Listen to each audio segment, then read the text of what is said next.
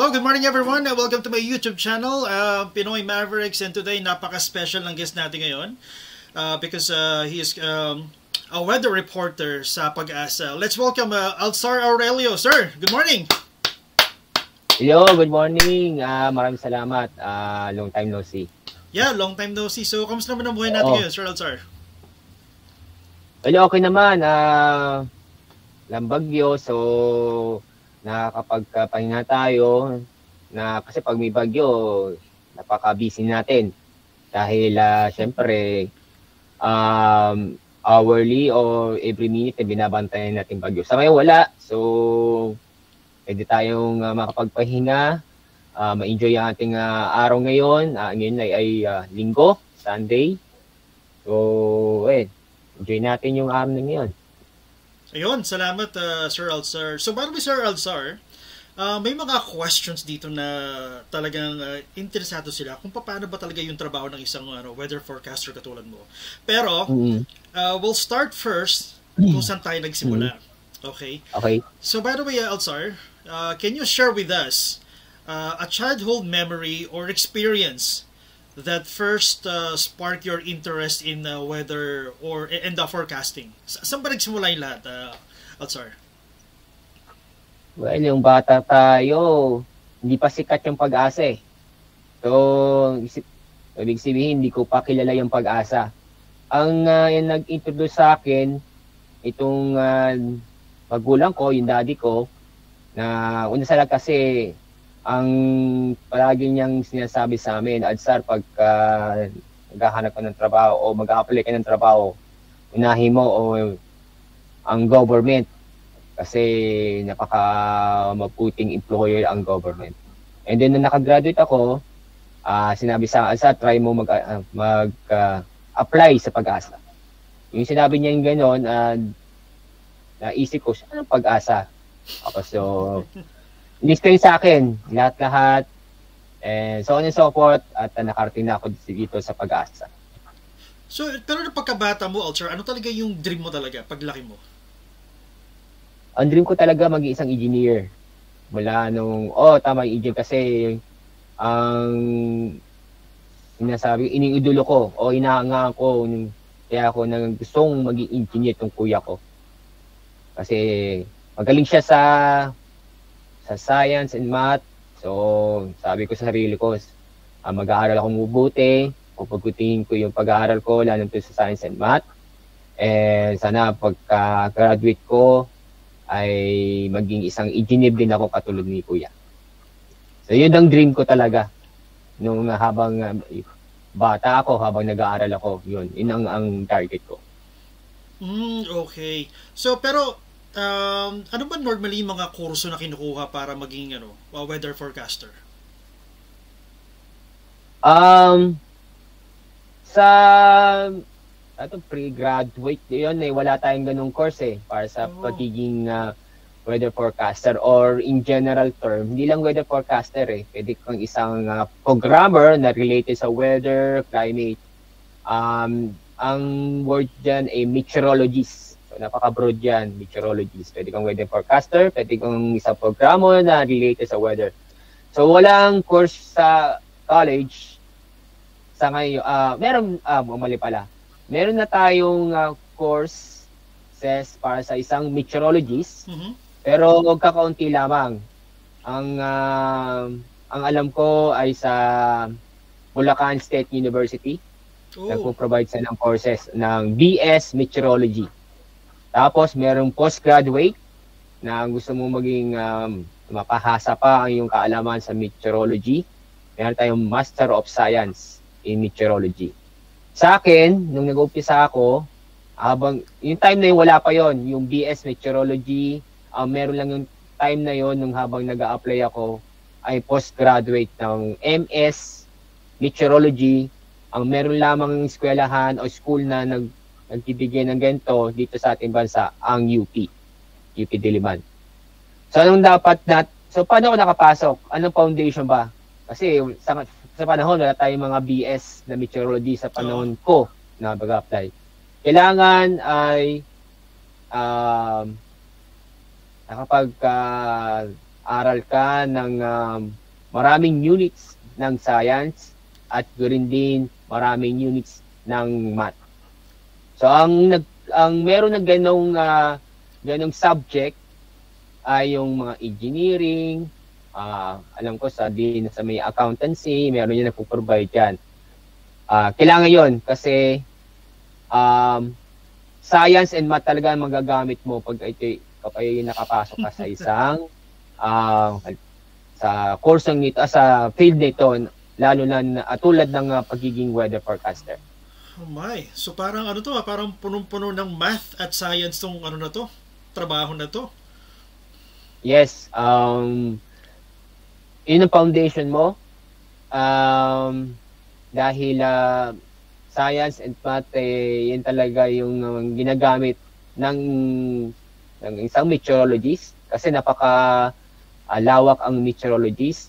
Tulad na sinabi ko, hindi lang pag ikaw yung meteorologist, hindi lang papunta ka sa isang weather forecaster. Pwede ka ding mapunta sa IT, isang programmer, pero hindi lang basta-basta IT programmer.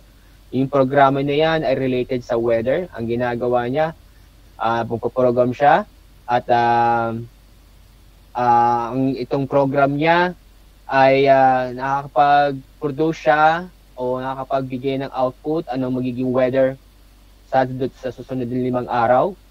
At sa laman ng program na yon, masasabi niya na ito yung exact amount o kumbaga forecast na ganito karaming ulan na maibabaksak sa araw ng bukas o sa Lunes, Martes o Miyerkules. Meron ding isang meteorology sa branch na meteorology, pwede kang sa isang climatologist. Ang climatologist naman ay magpo-forecast siya for 1 year, for 2, 3 months, 5 months. Tulad ng yung nangyari sa news, yung El Nino, sila yung bahala doon na ang target lang yung mga tayo. Kasi ang tanong dyan, kapag may El Nino, anong inaasahan natin sa buwan nito, sa buong buwan ng November, December? Yun ang trabaho ng climatologist. Inaalam niya magiging klima, magiging mangyayari sa atin kapag sa loob ng isang buwan, sa loob ng December ng ngayong taon na tayo may El Nino. So anong impormasyon na mangyayari kapag sa pagdating December, anong weather natin, anong inasang tagtuyot pa, wala tayong inasang ulan. Yun ang isang trabaho ng climatologist. So napakalawak ang meteorology. Hindi lang sa pagiging weather forecaster, pwede kang maging IT, related sa weather, pwede kang maging climatologist. Well, so napaka-high-tech naman so napo-project ninyo for 1 year kung ano yung magiging klima? Yes, oo. Wow! Yung pa-project namin, hindi man 100%, isa siyang guidance. Guidance na, kasi kaya sinasabi kong guidance kasi hindi siya 100% na tama siya. Kasi ang nakukuha niyang input ay data na gagaling sa atin. Kapag alam natin mga data na kukuha natin, hindi 100% perfect. O hindi siya perfect yung nakukuha ng data. May mga error pa. Kaya kaya na regularly nag-update tayo na every 3 hours, every 1 hour nag-update. Oh, para okay. Nag-update siya. Kasi importante kasi na mapakita na ito iba mangyayari, magbabago pa kapag after 1 hour, magbabago pa ang magiging forecast o yun pa rin. Pero ang maganda doon is nagbibigay siya ng warning. Ang patungkol dyan yung mga gamit namin na pinapakita, yung ginagamit namin tulad ng numerical weather prediction. Isang program niya, napaka-complex. Wow. Ang ginagawa niya ay sinasabi niya, ito, mangyayari to tagtuyot in the next 5 days. O sa loob ng 5 buwan, ganito mangyayari, pabawas ng tag-ulan, maapektuhan ang mga magsasaka. Ganun. Isang guidance at regular nag-update yan para malaman natin talaga, ito talaga ba ay mangyayari o hindi. On the end, ang last decision, kami, ng isang meteorologist, ano masasabi namin itong mga data namin nakikita at nagagamit namin? Ano masasabi nyo sa mga collect namin mga data na nasasabi na nagtuyot na sa ganitong araw, may sasabi na hindi. So, last decision kami. So, decision namin, on the last kaming decision, magagamit namin ang aming expertise. Yun. Wow. One more question, Sir Alzar. Sorry ito medyo nagtataka lang ako. So, di ba pagka meron tayong bagyo, ayan na siya, currently binabagyo yung Pilipinas, and then, biglang aaraw. Tapos mamaya, babagyo na naman ng malakas. Anong reason kung bakit umaaraw ng saglit, tapos bagyo na naman ng malakas? Okay, so, ang bagyo may bagyo bagyo, yung gitna ng bagyo ay kumbaga butas yan, kung titingnan butas, yung mata o gitna. Butas yan. Walang halos ulap. Walang ulap talaga yan. Ooh. So ang dahilan niya kasi niyan, napakasungit ang panahon. Halimbawa, sabihin natin sa Quezon City. Napakasungit ang panahon sa Quezon City. At biglang gumanda ang panahon, umaraw. Isabihin, yung mata ng bagyo o gitna ng bagyo ay nasa Quezon City. Yung gitna ng bagyo, walang ulap. Pag tumanang gitna ng bagyo sa Quezon City, maganda ang panahon. Makita si Haring Araw. Kasi walang ulap eh. Tapos, yung hangin ay napakahina o kalmada. Kalmado rin, no? Which is, isipin mo na ang weather ay panahon ng March, April. Pakainit. Napakaganda ang panahon. Tapos, pag lumapas yung gitna ng bagyo, biglang susungit ang panahon. Ayun! Yun ang explanation doon. Dumana ang mata ng bagyo sa isang lugar. Masungit ang panahon, paparating pa ang gitna ng bagyo, o paparating pa lang yung mata ng bagyo sa isang lugar, masungit ang panahon. Kapag ang mata ng bagyo nasa isang lugar na, napakaganda ang panahon. Kapag ang mata ng bagyo ay lumpas na, bigla nang susungit ang panahon. So, yun ang explanation dyan. Okay. So, yung gitna is talagang clear weather talaga yan. Pag dumaan sa'yo yan, clear yan. Napaka-clear, napakaganda ang panahon kapag ang gitna ng bagyo ay nasa isang lugar. Oh my, grabe. Ang galing nun, Sir Alzar. That's very informative. So, lalong-lalo na sa mga viewers natin, hindi ko rin alam yan. I mean, I heard, pero hindi ko rin alam yung dahilan kung bakit ganun. Pero now I know. Alzar, salamat. Thank you for that, for clarifying that. One more thing, Alzar. Pagka meron bang bagyo, let's say from Japan, pupunta ang Pilipinas, meron bang coordination niya from Japan to Philippines, or bahala tayong dumitect niyan kung pupunta sa atin or hindi? Una sa lahat, wala pang bagyo na manggagaling pa sa Japan papunta sa atin. Wala. So, in reality, gumula ang bagyo sa dagat Pasipiko. Doon nabubuo ang isang bagyo. Kumbaga breeding ground. Kumbaga doon nanganganak sa dagat Pasipiko ang bagyo. So from the Pacific Ocean, alam natin yung ating bansa ay katabi lang ng dagat Pasipiko. Pacific, yeah. Pasipiko. So from the Pacific Ocean, dadaan sa atin or minsan umiiwas sa atin yung bagyo. So, ang tanong mo kung pag may bagyo, nakipag-coordinate sa atin, hindi sa nakipag-coordinate, standard na yan, SOP, ng lahat ng bansa kapag may mga di lang bagyo, basta yung may ulan, anong present weather, anong temperature, anong pressure, kano kalakas yung hangin. Standard na yan. Pinapadala na natin yan sa global telecommunication, alimutan niya. Kumbaga yung main telecommunication services, pinapadala natin yan doon.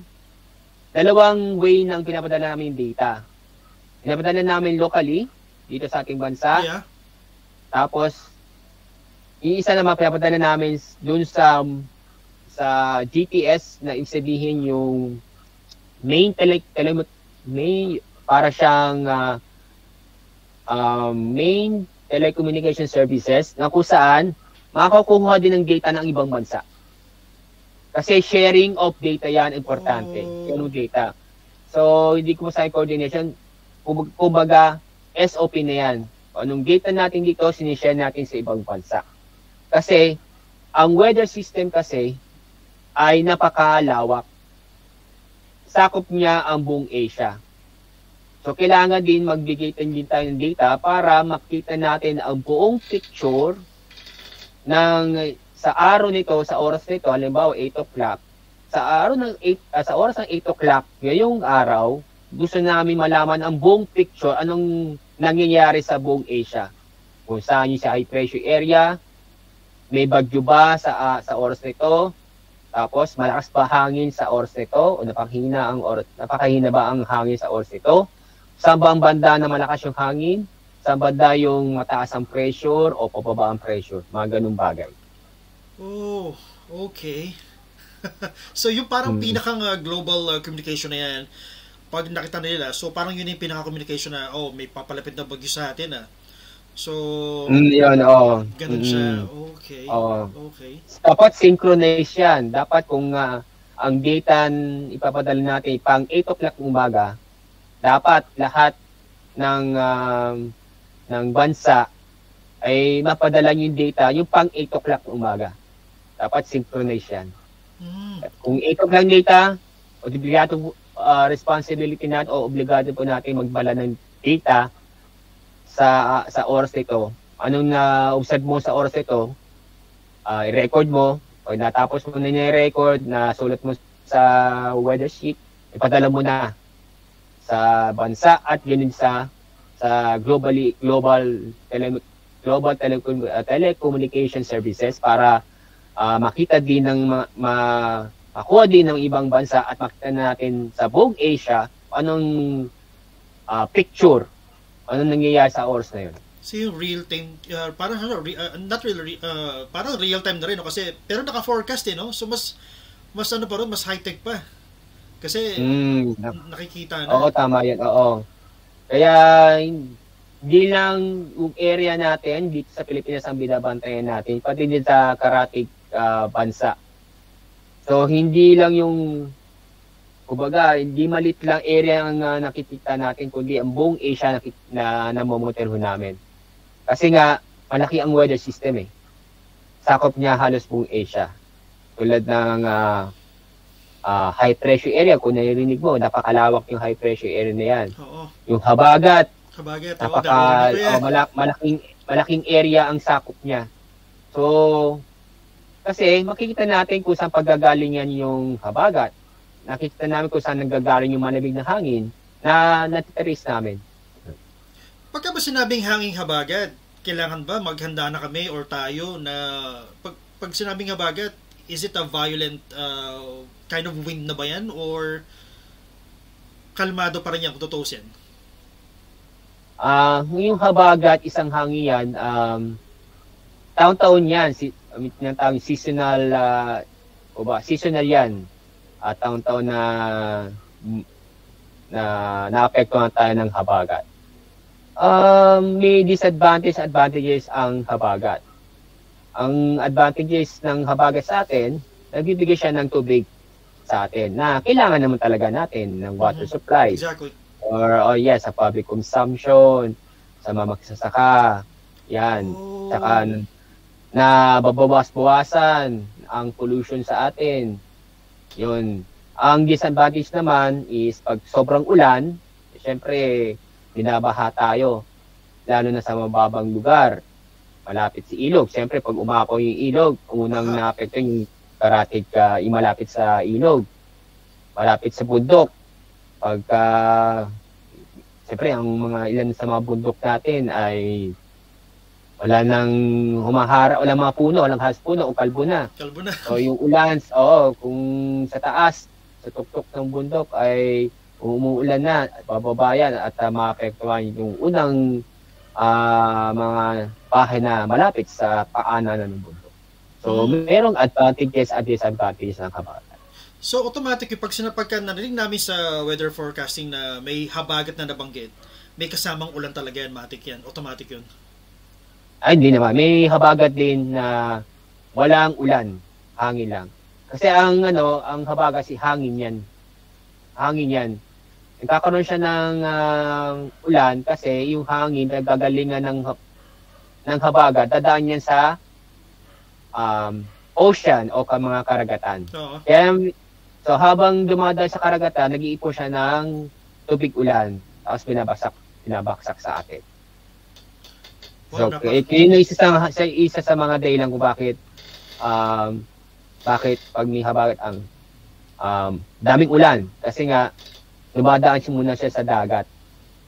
Habang dumadaan sa dagat, nag-iipon siya ng water vapor at nagpuproduce ng ulap. Kung ang basic na water cycle, ating tatandaan yung water cycle. Yung evaporation, tapos condensation, condensation process, yung nagiging ulap. Then, after na maging condensation process, precipitation, yung water cycle. Yun. Yun ang basic principle na yung habagat. Water vapor, iipon, kukuha niya lahat, iipon niya yung mga water vapor, tapos nagpo-produce on the condensation, nabubuo mga kaulapan, then after nagdumaan sa ulap, dadaan na sa atin sa lupa, sa bansa, binabaksak niya yung tubig ulan. Yung ulan, yun na. Sa atin, yun na. What about, Alzar, yung amihan, ano ba yung amihan na tinatawag? Amihan, isang hangin din yan, pero iba na ang pinagagalingan niya sa China. Kaya malamig yung hangin na yun kasi nagagaling sa China, napakalamig na lugar doon.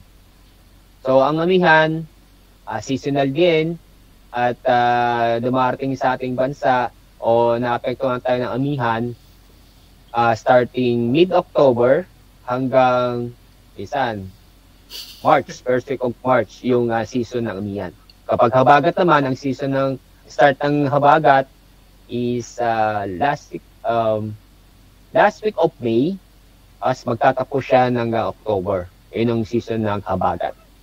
So, mid-October, inaasahan natin na lalamig na ngayong parang panahon papuntang December na to hanggang next year. Oo, yun. Siyempre, magpapalit yan. Mayroon pang 1 week na transition period na uting-ting magpapalit from habagat. Hindi kasi yan magbibigay from habagat, amihan na agad eh. Napakalaking weather system yan. Kailangan may time muna siyang magpalit, mag-transition process from habagat, tapos unti-ting magpapalit, mag-goodbye sa habagat, at sa unti-ting darating si amihan. So yun na yung palitan na talaga. Ayun. Yung panahon, yung araw na yun, tawag natin transition period. So tumatagal yan mga 1 week. After 1 week, yan na, si amihan na. Okay, wow. Thank you so much, Alzar. One more question, Alzar. Ang sabi dito ng isa nating viewer is actually from Quezon City. I'm not sure kung saan siya from Quezon City. Ang sabi dito, what motivates you to continue working in this field? Ano yung mga challenges? Ano yung mga uncertainties? Mga ganon. Siyempre, ang number one sa lahat yan, mahal mo kasi at trabaho mo eh. Mahal mo trabaho mo. Pangalawa, ang isang nag-motivate sa akin o nagbibigay lakas sa akin, yung mga nakakatanggap kami ng praise na mula sa pagkaraniwang tao. Maraming salamat, good job, kahit galing nyo, napapasin din kami ng mga higher official ng government, yun yung mga bagay. Pero number one sa lahat ang yung nagbibigay sa akin ng lakas ng loob or kumbaga gana o is mahal mo kasi yung trabaho. Wow, that's really sweet, Alzar. Mm. Was there any point na nangyari na naisip mo na I wanted to quit? Gusto ko mag-quit. Ang hirap pala nito. Ano ba itong pinasok ko na to? Nangyari ba sa buhay mo yan or hindi naman? Ay, hindi. Hindi nangyari sa akin yan. Dahil challenges, ang isa sa mga nagustuhan ko yung challenges. Kasi walang katapusan ng ang kaalaman dito sa field nito. Kasi merong mga event na ito pala may nag-challenge. Ba't ito nangyari? Na tulad, halimbawa, si Yolanda. Bakit napakalakas si Yolanda? Ano bang meron siya? At ang lakas-lakas niya. Bakit naging ganun siya?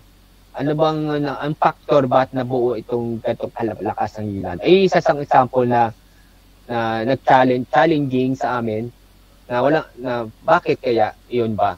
So, mapag-iisip ka. So, yun yung walang katapusan ng kaalaman sa field ng meteorology.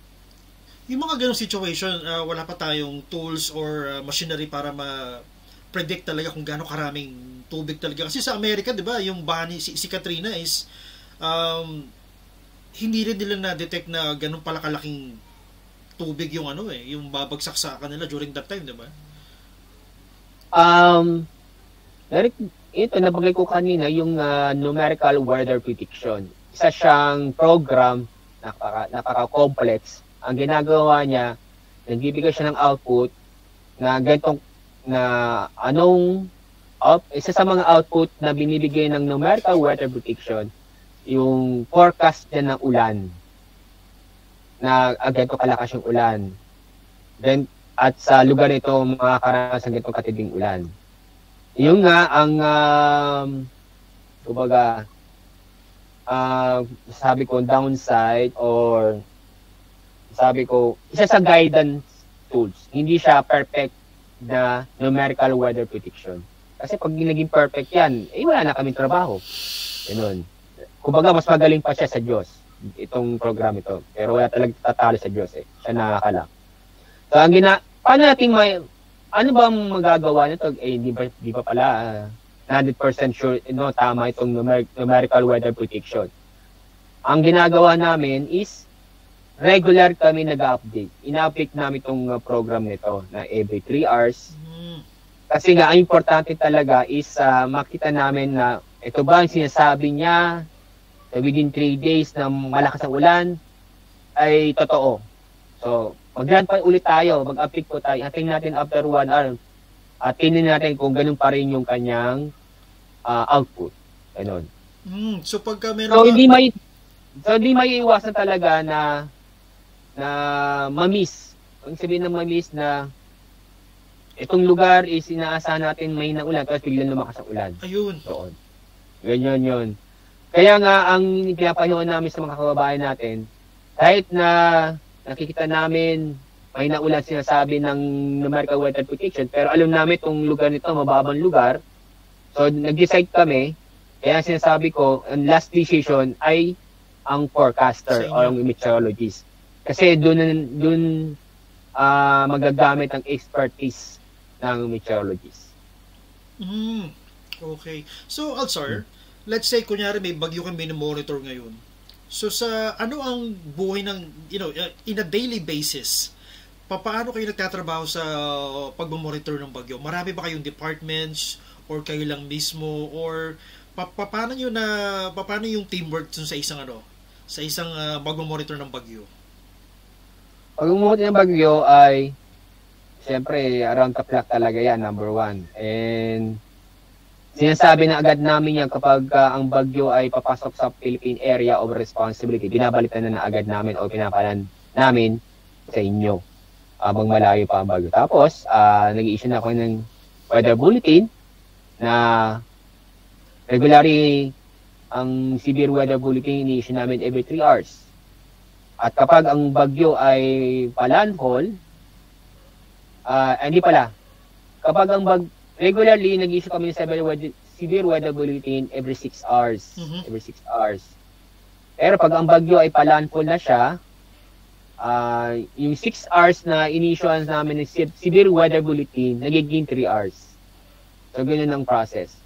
And, ito yung parts ng weather forecasting section. Yun yung ginagawa namin. Tapos, nagkakaroon din kami ng live weather report na every 6 hours na anong nangyayari anong update sa bagyo. And then, pinapost agad namin sa Pag-asa website, sa aming official social media account, such as Facebook, YouTube, and Twitter. And sinesend din namin yung soft copy ng severe weather bulletin sa Viber, sa email. Lahat ng medium of the dissemination of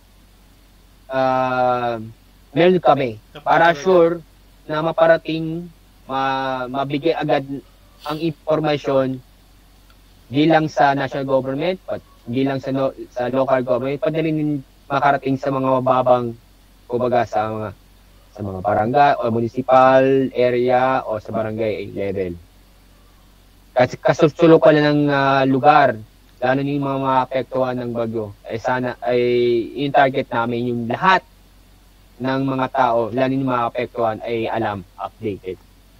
Actually, may mga text message pa nga, di ba? Parang mag-a-alarm eh. So, mabibigla ka na lang, may bagyong parong, may gano'n, di ba? Oo. Text message, yan, meron yan. Then, pag napadala namin yan, ang gagawin naman ng national government, ipapadala naman sa kanilang regional offices. So, hindi lang kami, meron ding ibang agency na nakipagtulungan yan, hindi lang Pag-asa. Nagpagtulungan din mga regional agency or offices and national government nagpagtulungan din. Pati media, katulong natin yan. Media, tama. Actually, lahat andun siya. Ito pa, sir, nahihiwagaan ako dito and I'm pretty much sure marami rin gusto magtanong nito sa'yo eh. Paano nyo na kukuhain or paano nyo nalalaman yung pangalan ng bagyo? Pangalan ng bagyo ay dati kasi kami nagbibigay ng mga pangalan ng bagyo. Oo. And then A to Z yan.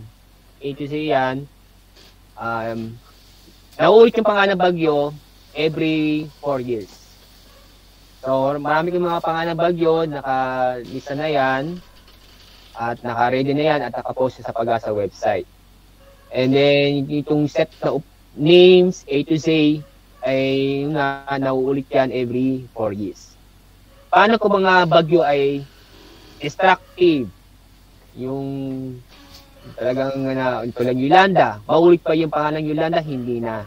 Yung Yolanda, such as yung pangalan Yolanda, Ondoy, Pepeng, Milenyo, ay inalis namin sa listahan yan. Pinapalitan namin ng bagong pangalan.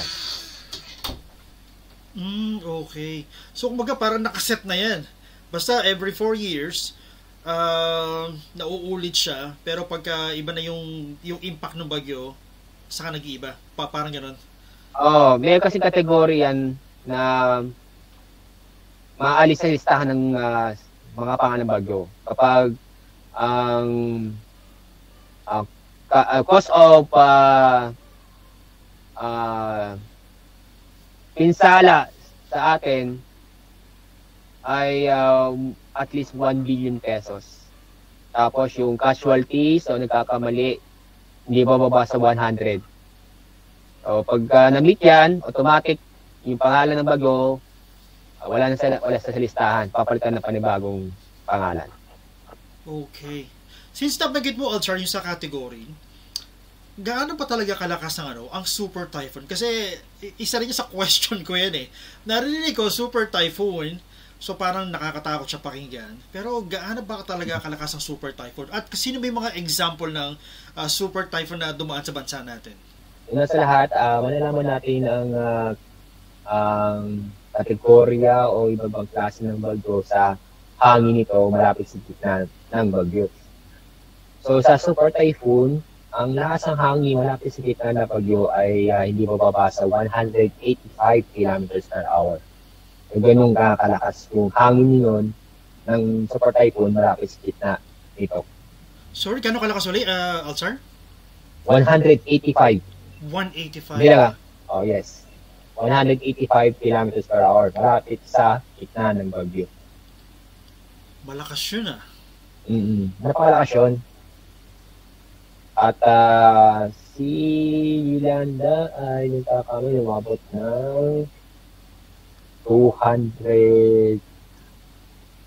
So, ang natandaan ko, sana hindi ako nagkakamali, ay 220 kph. So, 240. 240. 220 to 240 kph. Pero still under category ng super typhoon. Wala nang tataas dun. Oh yes. Yun ang pinakalakas na bagyo. At least 185 kph. O kilometers per hour. Lapis sa gitna ng bagyo. Okay. Alzar, o nga pala, how do you stay calm? Paano ka... how do you stay calm and focus during high pressure situations like this? Well, may time na pressure ka, siguro sa una, yung bago-bago ko pa lang sa trabaho nito. Pagkatagal-tagal, iniisip ko na lang is masabi ko lahat yung mga weather update, ma-inform ko, masabi o mapahatid ko yung ating weather updates sa lahat ng mga mamayan, lalo na yung mga maapektuhan ng bagyo o ng habagat, ganun. So, talagang nakakakaba din and may ginawa. Yes, nakakakaba din sa una kasi aminin ko kasi di ko pa alam ang nangyayari kapag ganitong sitwasyon. Well, paano mo gagawa ng isang first timer? Ang ginagawa pa lang is alam ko naman gagawin ko, gano'n. Sabihin ko naman yung nalalaman ko. At tama naman yung sasabihin kasi base naman sa mga data ng aking na-observe na analyze. So, hindi ako maliligaw doon. Okay. Pero sa lugar na yon, ano pagawang bagay na unexpected, inasa ko yung mga unexpected. Paano ko gagawin? Nalaman ko lang yan on that time na yon. Tapos, first time yon. Pero yung sa mga susunod na instances, alam ko na. Lalo na tumaas ang confidence ko. Wow. And also, I'll share ito para sa mga, para sa lahat to. Awareness. Okay? Mm-hmm. Can you share with us some tips or tricks for staying safe during this mga severe weather na mga situations? Guys, sa aking karanasan, alam natin, taon-taon naman tayo na nakakaranas ng malakas na ulan, bagyo, hangin. So alam na natin, kabisado natin, una yung ating lugar, sa ating lugar. Alam na so, example, experience ko, may bigyan ko ng tips, ay alam din natin ano yung mga buwan na kalakasan ng habagat. Sabihin yung malakas yung ulan. Dapat alam nyo na natin yun. Ang kalakasan ng habagat pertain sa ulan ay sa buwan ng July, August, September. So, alam na natin yun. So, paano natin paghahanda na itong buwan ito? Yeah. Meron tayong panahon para makapaghanda. Ito yung panahon ng tag-init. March, April, May. May 3 buwan tayong buwan para mapaghandaan itong paparating na habagat.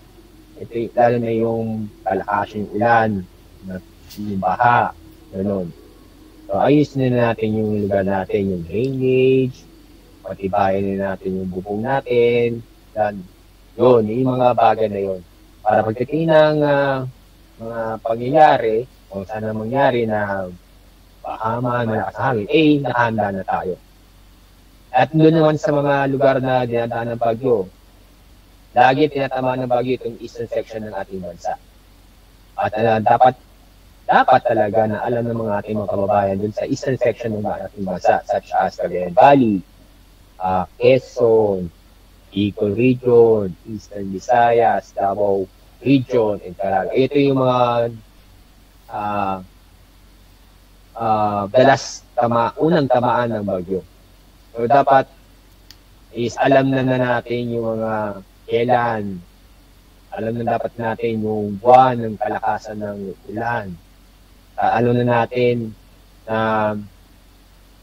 pag tag-ulan, ang parating panahon ng bagyo, alam na natin ang mga tinatamaan ng mga lugar. So, yun naman tips ko. And isa mga idagdag ko rin, kapag may mga kalakasan ng ulan, alam na natin yung mga sign sa paligid natin. Such as na tumataas yung ilog. Pag nakita natin gato kataas yung ilog, ang ganda na tayo. Ang hinibawa dyan yung sa Marikina. Meron na silang, di ba, na sukat. Oo, nakita ko sa gato. Ayun.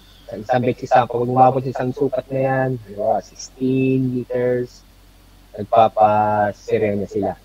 Warning. Ganyan. Pag umabot yan, time to na alert. Tayo, tapos umabot ng a certain level ng tubig sa may Marikina, ay ito na, maglumikas na tayo. So, yun ang best example dyan. Meron tayo mga sign na ganitong kataas ng tubig, magdadaan na tayo, ready na tayo. Ano ba nangyari kapag umabot sa ganitong kataas ng tubig, lumikas na tayo. Yung mga ganun ba? Then, yung din na isa sa tips is, pusa na tayong lumikas. Kapag alam natin na delikado yung lugar natin, at parating yung bagyo o malakalakas yung ulan, pusa na tayong lumikas. Kasi ano na natin yung lugar natin. Huwag na natin hintayin pa yung ating local governments o national governments na rescue pa tayo o sabihin pa tayo na lumikas na. Which is, kadalasan nangyayari pa rin, ano? Ito, Alzar, ano naman yung mga pwede mong may advice or tips doon sa mga kabataan natin na gusto ring maging weather forecaster katulad mo?